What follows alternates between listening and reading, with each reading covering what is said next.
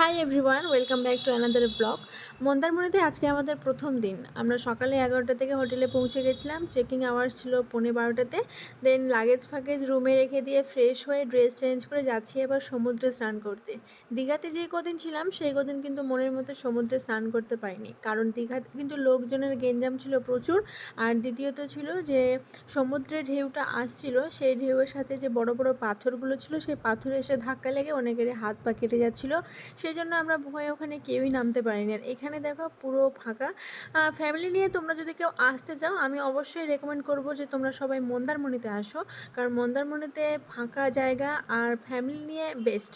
তো এখানে দেখতে পাচ্ছ আমি মিভু ভীষণভাবে এনজয় করেছি। আর আমাদের থেকে মিস্টার শেখ কম পরিমাণে এনজয় করেনি, সেও কিন্তু ভীষণ এনজয় করেছে। কি বলো তো, বাড়িতে যখন সংসারের চাপে কাজের চাপে যখন একঘেয়েমি হয়ে থাকে, এবার বাইরে যদি হঠাৎ একদিনের জন্য প্ল্যান করেও যদি বেরিয়ে আসি কোনো জায়গাতে ঘুরে যাই, তাহলে মনটা বেশ রিফ্রেশ হয়ে যায় আর কাজেও কিন্তু মন বসে। এদিকে দেখো বাচ্চা পার্টিগুলোকে বসিয়ে দিয়েছে, বালি নিয়ে খেলা শুরু করে দিয়েছে, আর আমরা এখানে আমাদের মতো করে এনজয় করেছি। আর আমি এখানে কি গানটা বলছি তোমরা গেস করো তো। এখানে আমরা প্রচুর পরিমাণে রিলস বানিয়েছি, ভিডিও বানাচ্ছে, ওখানে লিখিরাও রিলস বানাচ্ছে। লিখির হাজব্যান্ড কিন্তু ভীষণভাবে নাচতে পছন্দ করে আর পারেও। তো ওদের ইনস্টাগ্রামও আইডি আছে, অ্যাডভোকেট নৌরি নামে, তোমরা চাইলে ওকেও ইনস্টাতে ফলো করতে পারো। ওরও প্রচুর সুন্দর সুন্দর রিলস দেখতে পাবে। আর ডেফিনেটলি ব্লগিং চ্যানেলও আছে, নৌরিন লিকি ব্লগ, তোমরা চাইলে ও ইউটিউবে সাবস্ক্রাইব করতে পারো। তো যাই হোক, আমরা সমুদ্রে অর্ধেক স্নান করে এসেছি, বাকিটা আমরা এখানে সুইমিং পুলেই নামবো। আর সুইমিং পুলে নামতে গেলে কিন্তু এক্সট্রা কস্টিউম নিতে হবে। আর আমি যে কটনের ড্রেসটা পরে আছি, কটনের ড্রেস পরে কিন্তু নামা যাবে না, আমাকে কস্টিউম নিতে হবে। আর লিকি যেহেতু পরেই ছিল গেঞ্জি টাইপের কাপড়গুলো, সেগুলো হচ্ছে পরলে আর এক্সট্রা কোনো কস্টিউম লাগবে না। তো এখানে আমরা কস্টিউম নিয়ে নিয়েছি, ওরা এখানে দিচ্ছিল, ভাড়াই পাওয়া যায়। তো দেখো নেমে পড়েছি জলে।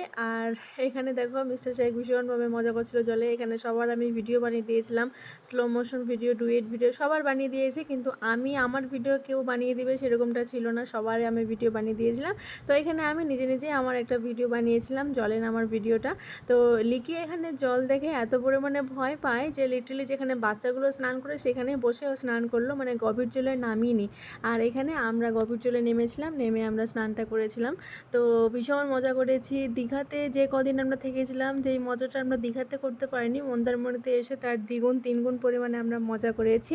আর সত্যি আমরা যে রিসর্টটাতে ছিলাম ভীষণভাবে ভালো, সেখানকার স্টাফগুলোর ব্যবহার ভালো, সেখানকার জায়গাটা পরিবেশটা সব কিছুই কি বলবো, এ ক্লাস ছিল।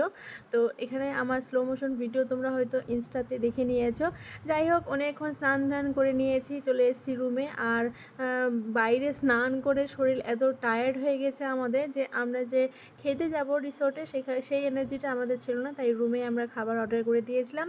তো এখানে খাবার আমি অর্ডার করেছিলাম, চিকেনের একটা পাতলা ঝোল ছিল, আর সাথে করেছিলাম একটা ডাল তড়কা, আর সাথে করেছিলাম প্লেন রাইস। এদিকে মিভু আমার ঘুমিয়ে গেছে, কারণ বেচারা সেও খুব টায়ার্ড হয়ে গেছিলো। তো ওকে আমি এদিকে ঘুমিয়ে দিয়েছি, আর হালকা করে এসিটা চলছিল, আর এখানে আমরা বসে পড়েছি লাঞ্চ করতে। আর এখন ঘড়িতে বেজে গেছিলো ওই 3:45 মতো।